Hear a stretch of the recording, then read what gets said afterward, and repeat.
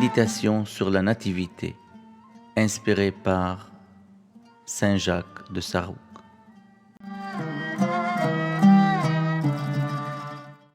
Seigneur, combien tu es grand et majestueux.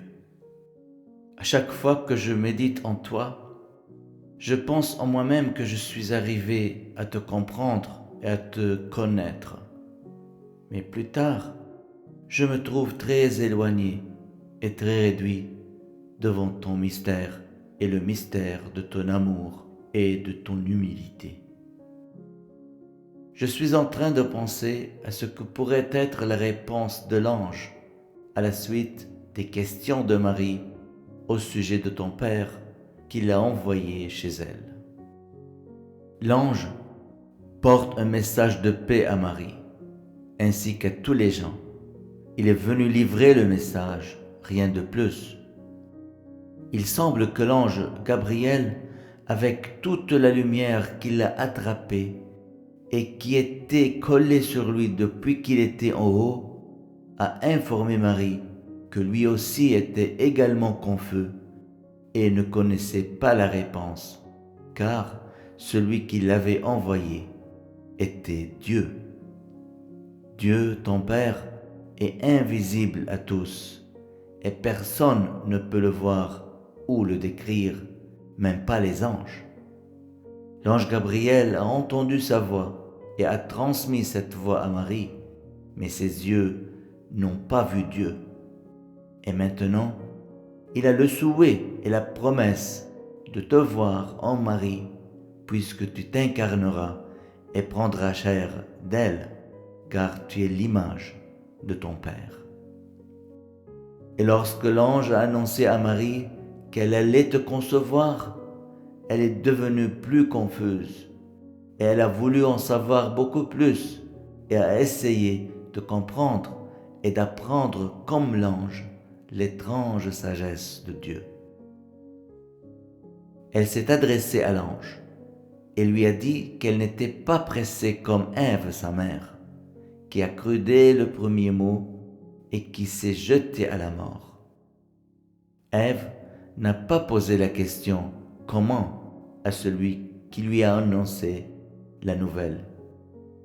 Elle a immédiatement cru sans comprendre comment la divinité lui viendra de l'arbre. Si elle a demandé, elle n'aurait pas succombé. Alors, permets-moi de demander comment.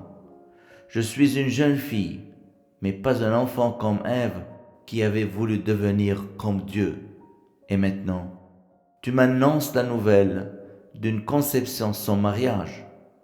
Ce serait exactement la même histoire si tu ne m'expliques pas un peu plus. Ne serait-ce comme le serpent qui a parlé et a injecté son venin, puis s'est enfui en toute hâte.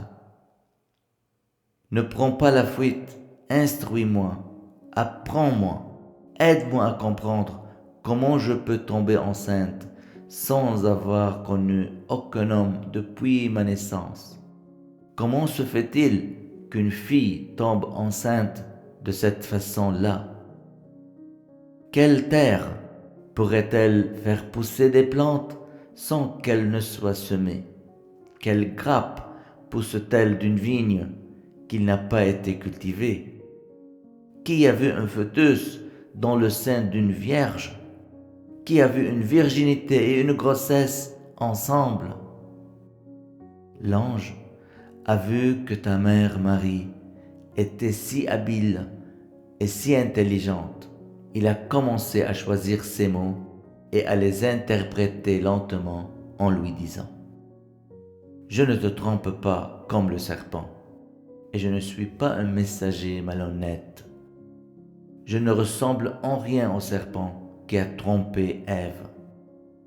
Tu vas avoir la divinité, et je ne me plains pas de Dieu devant toi, comme l'a fait le serpent devant Ève. Je ne te laisserai pas perdre la gloire comme Adam et Ève. Au contraire, je t'apporte la robe de la gloire pour que tu puisses habiller ton père et ta mère qui se sont dévêtus et en porter la honte. Le Saint-Esprit descendra et s'installera sur toi, et la puissance du Très-Haut sera autour de toi et te couvrira d'amour. Celui qui a créé l'homme à son image plantera en toi son image véritable. Celui qui a créé l'univers et l'a vêtu tissera la tunique de son corps de ton sein pur et portera les vêtements de la chair du métier de ton ventre.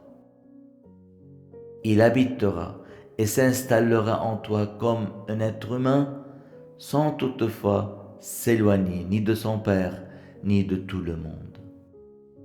Tu n'as pas besoin d'être marié pour concevoir et devenir mère. Éloigne les pensées charnelles de ta tête, car celui qui est dans ton ventre est le Fils de Dieu. Ne pense pas où, comment et quand, parce que ton Fils est un grand mystère.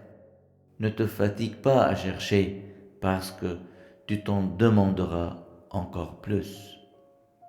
Moi aussi, Seigneur, combien ai-je besoin d'éloigner de moi les pensées du corps pour que je puisse comprendre, comme Marie, le mystère de ta merveilleuse nativité et savoir distinguer l'ange du bien et ne pas me laisser emporter par n'importe quelle pensée ou un étrange enseignement avant de m'assurer que cela provient de toi et que son fondement est basé sur l'amour et la paix.